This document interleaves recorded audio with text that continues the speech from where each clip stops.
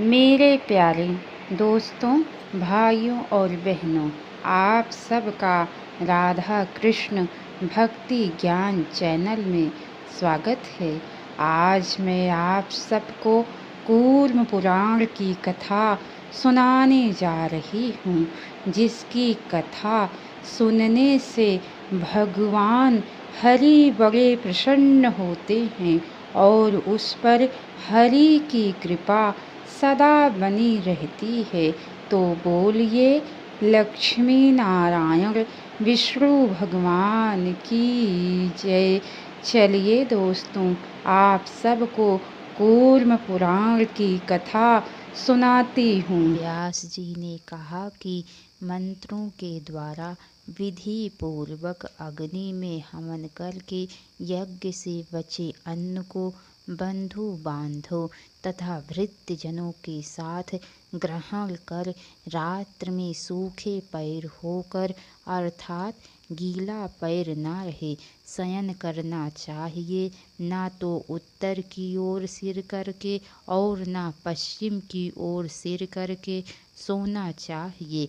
खुले आकाश के नीचे अथवा शून्य स्थान में नग्न होकर अपवित्र अवस्था में और बैठने के आसन पर भी कभी सोना नहीं चाहिए। टूटी फूटी चारपाई पर सुनसान घर में तथा बांस या पलाश से बनी खाट पर कभी नहीं सोना चाहिए।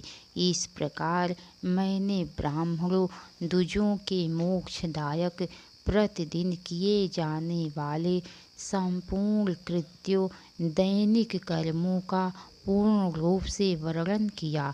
जो ब्राह्मण द्विज नास्तिकता अथवा आलस्य के कारण इन कर्मों को नहीं करता, वह घोर नरक में जाता है और काक योनि में जन्म लेता है। अपने आश्रम की विधि को छोड़कर अन्य कोई दूसरा मुक्ति का मार्ग नहीं है। इसीलिए परमेष्ठी पर ब्रह्म की प्रसन्नता के लिए विहित कर्मों को करना चाहिए। व्यास जी बोले, ब्राह्मणों को अमावस्या आने पर भक्ति पूर्वक भोग और मोक्ष रूप फल प्रदान करने वाला पिंड्यामर्ण्यक नामक श्राद्ध करना चाहिए। चंद्रमा के क्षीण होने पर अर्थात अमावस्या तिथि के अपराह्न काल में द्विजातियों के लिए पिंडामर्ण्यक श्राद्ध करना प्रशस्त होता है। कृष्ण पक्ष में चतुर्दशी को छोड़कर प्रतिपादित अन्य तिथियां उत्तरोत्तर प्रशस्त हैं। पौष माघ तथा फाल्गुन मास की तीनों अष्टकाएँ, तीनों कृष्ण अष्टमी और अमावस्या, तीनों अन्नमष्टकाएँ नवमी और माघ मास की पूर्णिमा श्राद्ध के लिए पुण्य तिथियां हैं। वर्षा ऋतु में मघा नक्षत्र युक्त त्रयोदशी तिथि और फसल के पकने का समय विशेष रूप से श्राद्ध करने का काल होता है। ये सभी श्राद्ध नित्य और प्रतिदिन किए जाने वाले नित्य श्राद्ध हैं। चंद्र और सूर्य के ग्रहण काल तथा बांधव के मरने पर नैमित्तिक श्राद्ध करना चाहिए। ऐसा ना करने पर नारकीय गति प्राप्त होती है। ग्रहण आदि के समय किए गए काम में श्राद्ध प्रशस्त माने गए हैं। उत्तरायण एवं दक्षिणायन के समय विषुव तथा व्यतिपात योग में किया हुआ श्राद्ध भी अनंत फल देने वाला होता है। संक्रांति तथा जन्म के समय किया गया श्राद्ध अक्षय होता है। सभी नक्षत्रों में विशेष रूप से काम श्राद्ध करना चाहिए। श्रेष्ठ ब्राह्मण कृतिका नक्षत्र में श्राद्ध कर स्वर्ग प्राप्त करता है। रोहिणी में श्राद्ध करने से संतान और मृगशिरा नक्षत्र में श्राद्ध करने से ब्रह्म तेज की प्राप्ति होती है। आद्रा नक्षत्र में श्राद्ध करने से रौद्र कर्मों की सिद्धि तथा शौर्य की प्राप्ति होती है। पुनर्वसु नक्षत्र में भूमि और पुष्य नक्षत्र में लक्ष्मी की प्राप्ति होती है। अश्लेषा नक्षत्र में श्राद्ध करने से सभी कामनाओं और मघा नक्षत्र में सौभाग्य की प्राप्ति होती है। इसी प्रकार उत्तरा फाल्गुनी में धन की प्राप्ति होती है और पूर्वा फाल्गुनी में पाप का नाश होता है। हस्त नक्षत्र में किए गए श्राद्ध से अपनी जाति में श्रेष्ठता और चित्रा में बहुत से पुत्रों की प्राप्ति होती है। स्वाति में व्यापार की सिद्धि और विशाखा में सुवर्ण की प्राप्ति होती है। अनुराधा में श्राद्ध करने से बहुत से मित्रों की तथा ज्येष्ठा में राज्य की प्राप्ति होती है। मूल नक्षत्र में कृषि तथा पूर्वाषाढ़ा में समुद्र तक की सफल यात्रा होती है। उत्तराषाढ़ा में सभी कामनाओं की सिद्धि और श्रावण नक्षत्र में श्राद्ध करने से श्रेष्ठता प्राप्त होती है।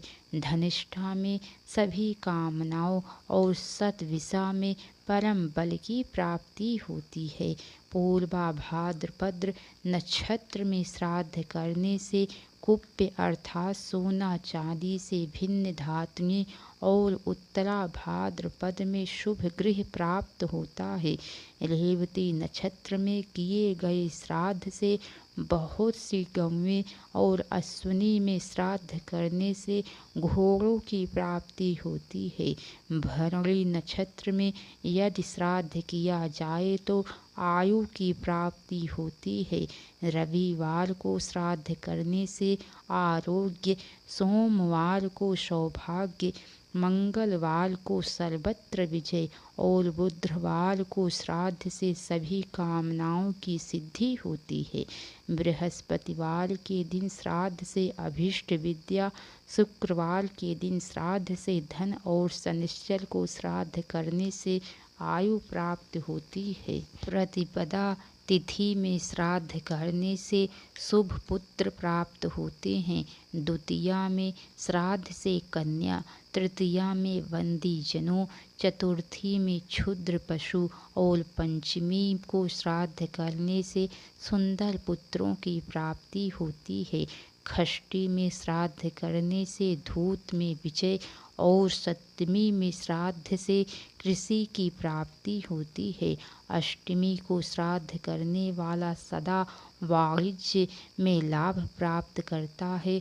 नवमी में श्राद्ध करने से खुर वाले और दसवीं में श्राद्ध करने से दो खुर वाले बहुत से पशु मिलते हैं। एकादशी को श्राद्ध करने से रौप्य रजत पदार्थ तथा ब्रह्म वर्षवी पुत्रों की प्राप्ति होती है। द्वादशी को श्राद्ध करने से जात रूप स्वर्ण चांदी या कुप्य, त्रयोदशी को जाति में श्रेष्ठता और चतुर्दशी को श्राद्ध करने से कुप्रजा की प्राप्ति होती है। पंचदशी पूर्णिमा एवं अमावस्या को श्राद्ध करने वाला सदा सभी कामनाओं को प्राप्त करता है। इसीलिए ब्राह्मणों को चतुर्दशी के दिन श्राद्ध नहीं करना चाहिए। शस्त्र आदि द्वारा जो मरे हुए हों उनका श्राद्ध इस चतुर्दशी तिथि को करना चाहिए। द्रव्य एवं ब्राह्मण के उपलब्ध रहने पर काल संबंधी कोई नियम नहीं बताया गया है, अर्थात कभी भी श्राद्ध किया जा सकता है।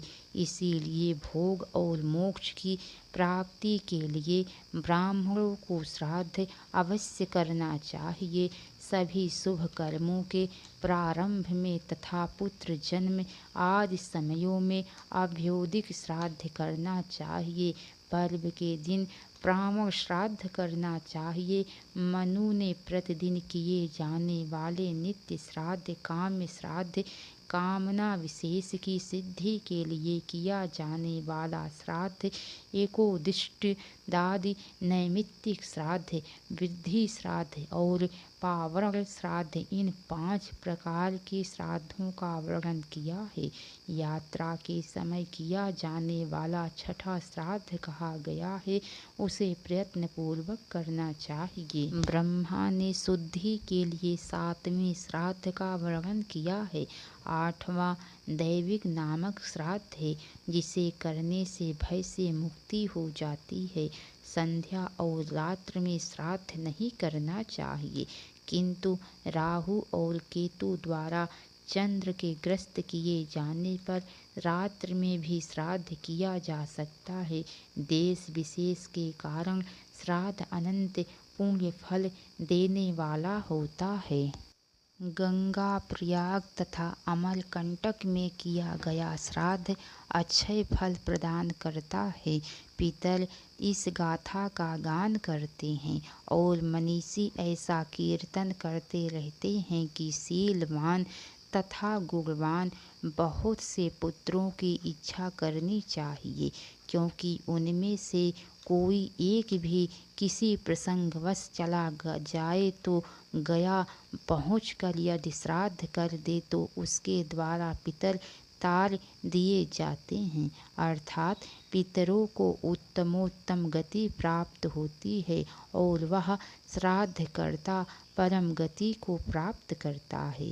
वाराह पर्वत विशेष रूप से गंगा तथा जहाँ स्वयं भगवान हर निवास करते हैं, विशेषतया उस वाराणसी गंगा द्वार, हरिद्वार, प्रभास, बिल्वक तीर्थ, नील पर्वत, कुरुक्षेत्र, कुब्जाम्र तीर्थ, भृगु तुंग, महालय, केदार पर्वत, फाल्गु तीर्थ, नैमिषारण्य, विशेष रूप से सरस्वती नदी तथा पुष्कर, नर्मदा, कुशावर्त, श्रीशैल, भद्रकनक, वेत्रवती, विपाशा तथा विशेष रूप से गोदावरी नदी आदि स्थानों तथा अन्य तीर्थों, पुलिनों और नदियों के तटों पर किए गए श्राद्ध से पितर सदा संतुष्ट होते हैं। ब्राह्मी, जौ, उड़द, जल, मूल, फल, श्यामक, सामा, यव, शाक, निवार, प्रियंगु, गोधूम, तिल तथा मृदु द्वारा किए गए श्राद्ध से पितर 1 महीने तक प्रसन्न रहते हैं। आम, पाने, रत, पानेर, करौंदा, ईख, अंगूर, डालिम, बिदारी तथा भरंड, इन्हें श्राद्ध के समय प्रदान करना चाहिए। मधु युक्त लाजा, शर्करा के साथ सत्तू सिंघाड़ा तथा कशेरू, इन्हें श्राद्ध में प्रयत्न पूर्वक देना चाहिए। श्राद्ध में पिप्पली, सुपारी, मसूर, कुष्मांड, वर्तुलाकर गोल, लौकी, बैगन रस युक्त, भूस्त्रिंग, कुसुम्भ, पिंड, मूल, जार, जल, चौराई, राजमाश, वरवट, वरवटी, कढ़ाई, लोक भाषा में और भैंस के दूध का प्रयोग नहीं करना चाहिए। श्रेष्ठ ब्राह्मण को श्राद्ध में कोदो, कोविदार, कचनार, पालक तथा मरीच का प्रयत्न पूर्वक त्याग करना चाहिए। व्यास जी बोले, ब्राह्मण को चाहिए कि चंद्रमा के क्षय होने पर अर्थात अमावस्या को स्नान कर यथोक्त रीति से पितरों का तर्पण करके शांत चित्त होकर तथा पवित्रता पूर्वक पिंडावाहनक श्राद्ध करे। श्राद्ध से पूर्व ही वेद में पारंगत विद्वान ब्राह्मण का अन्वेषण करना चाहिए, क्योंकि उसे ही वेद पराग ब्राह्मण को ही हव्य, कव्य तीर्थ और दान का अतिथि अधिकारी कहा गया है। जो सोमपाई रजोगुण से हीन, धर्म को जानने वाले, शांत चित्त, व्रत परायण, नियम में स्थित, ऋतु काल में गमन करने वाले वे ब्राह्मण पंक्ति पावन है। पंचाग्नि का सेवन करने वाला, अध्ययनशील, यजुर्वेद का ज्ञाता, बृहवच्च, ऋग्वेदी, त्रिशौ पर्ण तथा त्रिमधु अर्थात ऋग्वेद के अंश विशेष का अध्येता, यजुर्वेद के अंशा विशेष का अध्येता, सामवेद का ज्ञाता, ज्येष्ठ मास, सामगान तथा अथर्ववेद का अध्येता और विशेष रूप से रुद्रा अध्याय का अध्ययन करने वाला ब्राह्मण पंक्ति पावन होता है। अग्निहोत्र परायण, विद्वान, न्याय वेद्या, वेद की शिक्षा, कल्प, व्याकरण, निरुक्त, छंद तथा ज्योतिष, इन 6 अंगों को जानने वाला, वेद के मंत्र भाग एवं ब्राह्मण भाग को जानने वाला तथा धर्म शास्त्र को पढ़ने वाला, ऋषियों के व्रतों का पालन करने वाला, ऋषिक 12 वर्षों तक चलने वाले व्रत यज्ञ सत्र का करने वाला, ब्रह्म विवाह द्वारा उत्पन्न संतान गर्भाधानादि संस्कार से शुद्ध और सहस्त्रों शिष्यों को विद्या दान करने वाला ब्राह्मण पंक्ति पावन होता है। चंद्रायन व्रत करने वाला, सत्यवादी, पुराण जानने वाला, गुरु देवता और अग्नि की पूजा में आसक्त, ज्ञान परायण, आसक्ति आदि से सर्वथा मुक्त, धीर, ब्रह्मज्ञानी, महादेव की पूजा में निरत रहने वाला तथा वैष्णव श्रेष्ठ द्विज पंक्ति पावन होता है। नित्य अहिंसा व्रत परायण, अप्रतिग्रही, यज्ञ करने वाले और दान देने वाले ब्राह्मणों को पंक्ति पावन जानना चाहिए। श्रोत्रिय, स्वस्थ, महायज्ञ परायण, गायत्री जप करने में निरत ब्राह्मण युवक सामर्थ्य संपन्न पंक्ति पावन होते हैं। कुलीन, ज्ञानवान, शीलवान, तपस्वी एवं अग्नि का चयन करने वाले स्नातक ब्राह्मणों को पंक्ति पावन जानना चाहिए। माता पिता के हित में लगे हुए प्रातः स्नान करने वाले अध्यात्म वेत्या, मुनि एवं दांत ब्राह्मणों को पंक्ति पावन जानना चाहिए। ज्ञान निष्ठ महायोगी, वेदांत के अर्थ का विशेष चिंतन करने वाले, श्रद्धा संपन्न तथा श्रद्धा निरत ब्राह्मण पंक्ति पावन होते हैं। वेद विद्या में निरत, सदा ब्रह्मचर्य परायण, अथर्ववेद का अध्ययन करने वाला मुमुक्षु स्नातक ब्राह्मण पंक्ति पावन होता है। असमान प्रबल, असमान गोत्र एवं संबंध करने वाला और असंबंधी निषिद्ध संबंध रहित ब्राह्मण को पंक्ति पावन समझना चाहिए। सर्वप्रथम तत्व ज्ञान में निरत संयम चित्त योगी को भोजन कराना चाहिए।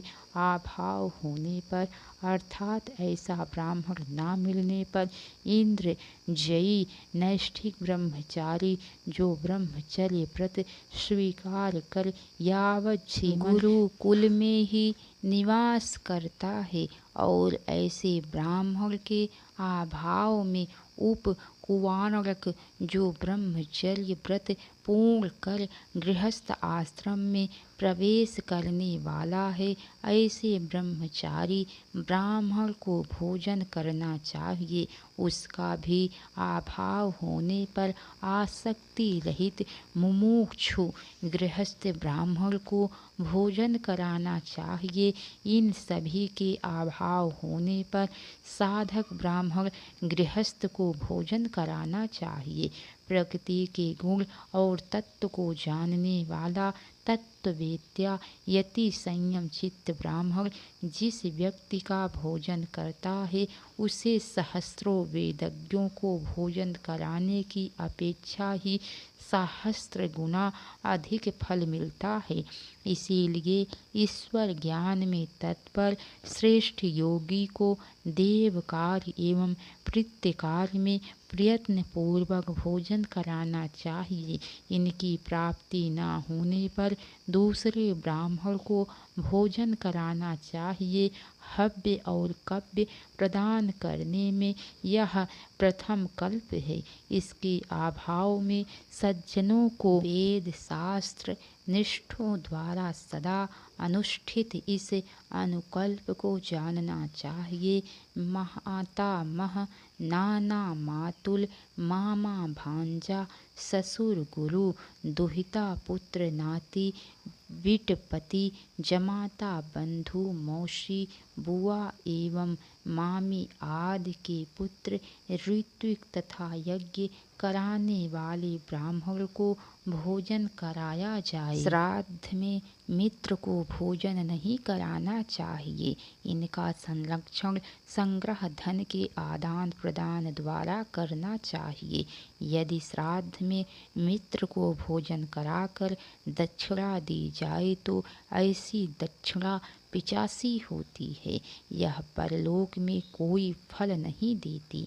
किसी विशेष स्थिति या उपर्युक्त कल्प अनुकल्प के अभाव में श्राद्ध में भले ही मित्र का यथोचित सत्कार करें, किंतु अभिरूप विद्वान मनोज्ञ पात्र होने पर भी शत्रु का सत्कार नहीं करना चाहिए, क्योंकि द्वेष रखने वाले के द्वारा भुक्त हवि परलोक में निष्फल होती है।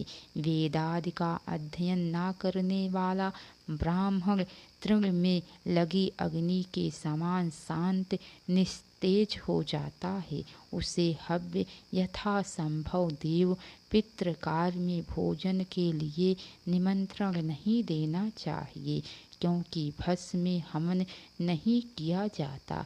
जिस प्रकार ऊसर भूमि में बीज बोने वाला कुछ फल नहीं प्राप्त करता, उसी प्रकार वेद न जानने वाले को हवि देने से दाता को कोई फल नहीं मिलता।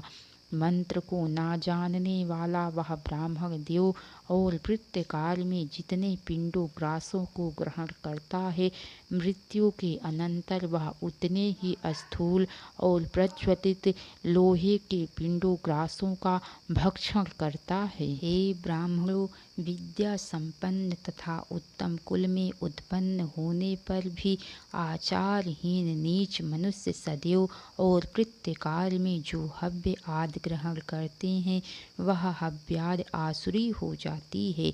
जिसकी 3 पीढ़ी तक वेद और यज्ञ आदि का उच्छेद हो जाता है, वह दुर्ब्राह्मण होता है।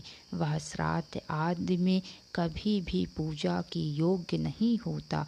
शूद्र का नौकर, राजा से वेतन लेने वाला, पतित अधार्मिक गांव के पुरोहित, वध और बंधन द्वारा जीविका चलाने वाला, ये 6 ब्रह्मबंधु होते हैं। मनु ने जीविका के लिए नौकरी करने वाले को पतित बतलाया है। ये सभी एवं वेद का विक्रय करने वाले ब्राह्मण श्राद्ध आदि कार्यों में निंदित हैं। जो वेद का विक्रय करने वाले हीन अथवा उच्च वर्ग की स्त्री से उत्पन्न तथा असमान वर्णों का पौरोहित्य करने वाले हैं, वे पतित कहे गए हैं। जो असंस्कृतों संस्कार रहितों के अध्यापक हैं, वेतन के लिए अध्यापन तथा वेदाध्ययन करने वाले हैं, वे पतित कहे गए हैं।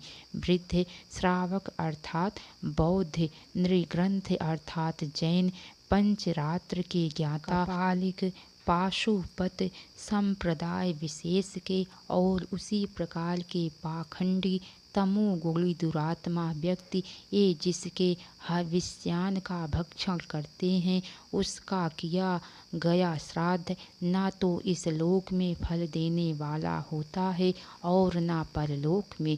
जो ब्राह्मण यथाविधि आश्रम को स्वीकार करने वाले हैं तथा अथवा नाम मात्र के लिए किसी आश्रम का आश्रय लिए हैं, वे मिथ्या आश्रमी कहे गए हैं। उन्हें पंक्ति दूषक समझना चाहिए। विकार युक्त चर्म एवं नख वाले, कुष्ठ रोगी श्वेत कुष्ठ रोगी स्वभावता, काले दांत वाला, विद्ध लिंग वाला, चोर नपुंसक, नास्तिक, मद्य पीने वाला, शूद्र, स्त्री में आसक्त, विराह वह अग्निहोत्री जिसका अग्निहोत्र नष्ट हो गया हो, विधवा स्त्री से विवाह करने वाला, घर को जलाने वाला, कुंड, पति के जीवित रहते अन्य पुरुष से उत्पन्न संतान का भोजन करने वाला तथा सोमलता का विक्रय करने वाला,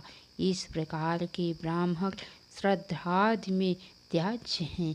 परिवेत्या अर्थात बड़े भाई के अविवाहित अथवा अनग्नि रहते हुए विवाह तथा अग्नि स्वीकार करने वाला छोटा भाई, हिंसा करने वाला, परिविति छोटे भाई के विवाहित होने से पहले अविवाहित रहने वाला बड़ा भाई, निराकृत अर्थात पंच महायज्ञों का अनुष्ठान न करने वाला, दूसरे पति से उत्पन्न पुत्र ब्याज लेने वाला तथा नक्षत्र दर्शक ज्योतिष से जीविका चलाने वाला का श्राद्धादि में परित्याग करना चाहिए। गाने बजाने में निरत, रोगी, काना, हीन अंगों वाला, अधिक अंगों वाला और कीर्ण स्त्री से संपर्क कर ब्रह्मचर्य व्रत नष्ट करने वाला, कन्या को दूषित करने वाला, कुंड, पति के जीवित रहते पर पुरुष से उत्पन्न संतान, गोलक, पति की मृत्यु के बाद उपपति से उत्पन्न संतान, अभिशस्त, मिथ्यापवादग्रस्त, देवल मंदिर आदि से आजीविका प्राप्त करने वाले पुजारी आदि, मित्रद्रोही, चुगली करने वाला और नित्य भार्या के वशीभूत रहने वाला, ये श्राद्धादि में त्याज्य हैं। माता पिता गुरु तथा पत्नी का त्याग करने वाला, सगोत्र भाई बंधु में भेद बुद्धि पैदा करने वाला, शौच भ्रष्ट, शौचाचारहीन, शस्त्रजीवी, संतानहीन, झूठी गवाही देने वाला, याचक, रंग द्वारा जीविकोपार्जन करने वाला, चित्रकार, नाट्यकार, समुद्र की यात्रा करने वाला, कृतघ्न और प्रतिज्ञा भंग करने वाला, देव निंदा परायण, देव निंदा में निरत तथा द्विज की निंदा करने वाला, ये सभी श्राद्धादि कर्मों में त्याज्य है। कृतघ्न, चुगली करने वाला, क्रूर, नास्तिक, वेद की निंदा करने वाला, मित्रद्रोही तथा ऐन्द्रिय जालिक, मायावी, दंभिक, ये विशेष रूप से पंक्ति दूषक हैं। उपर्युक्त सभी प्रकार के व्यक्ति श्राद्ध में भोजन न कराने योग्य और सभी कर्मों में दान के अयोग्य होते हैं। ब्रह्म भाव से शून्य अर्थात ब्रह्मत्व से च्युत व्यक्तियों का विशेष रूप से त्याग करना चाहिए। शूद्र के अन्न एवं रस से पुष्ट हुए अंगों वाला, सांध्योपासना से रहित, पंच महायज्ञों से शून्य ब्राह्मण पंक्ति दूषक होता है। पढ़े गए देवादि का विस्मरण करने वाला, स्नान एवं होम से रहित, तमोगुण तथा रजोगुण ब्राह्मण पंक्ति दूषक होता है।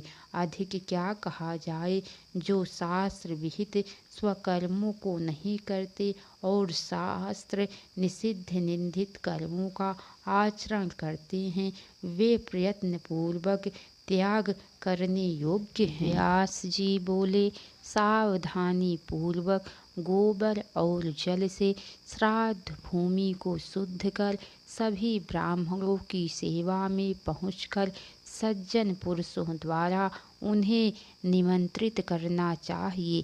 श्राद्ध के पहले दिन ब्राह्मणों की नम्र भाव से आदर पूर्वक पूजा कर उनसे कहना चाहिए, कल हमारे यहाँ श्राद्ध होगा, आप लोग कृपा कर पधारें। ऐसा असंभव होने पर दूसरे दिन अर्थात श्राद्ध के दिन यथोक्त लक्षणों से समन्वित ब्राह्मणों को निमंत्रित करना चाहिए। मन के समान शीघ्र गति वाले पितर जब यह सुन लेते हैं कि श्राद्ध काल उपस्थित है, तब परस्पर विचार कर श्राद्धकर्ता के यहाँ एकत्र हो जाते हैं। अंतरिक्ष में विचरण करने वाले पितर वायु रूप से स्थित रहते हैं, ब्राह्मणों के साथ भोजन करते हैं और भोजन करके परम गति प्राप्त करते हैं। श्राद्ध का समय आने पर सभी आमंत्रित ब्राह्मणों को संयमी और ब्रह्मचर्य परायण होकर रहना चाहिए। श्राद्ध करने वाले को क्रोध, उतावलापन तथा प्रमाद का त्याग कर समाहित होना चाहिए। सत्य बोलना चाहिए। उसे भार का ढोना, मैथुन, मार्ग गमन यात्रा आदि और जप का, किसी कामना परक यज्ञादि का श्रद्धा के समय परित्याग करना चाहिए। इसके आगे की कथा दोस्तों आप सबको कल सुनने को मिलेंगी। तो कैसी लगी कथा लाइक करके कमेंट बॉक्स में ज़रूर बताना। तो बोलिए लक्ष्मी नारायण विष्णु भगवान की जय। हर हर महादेव। अब तक की सारी वीडियो देखने के लिए आप सबको बहुत बहुत धन्यवाद। राधे राधे दोस्तों कथा में जहाँ कहीं भी कुछ भी गलती अगर हो गई हो तो उसके लिए आप सब क्षमा कीजिएगा। आप सबसे मैं बारंबार क्षमा मांगती हूँ। राधे राधे दोस्तों।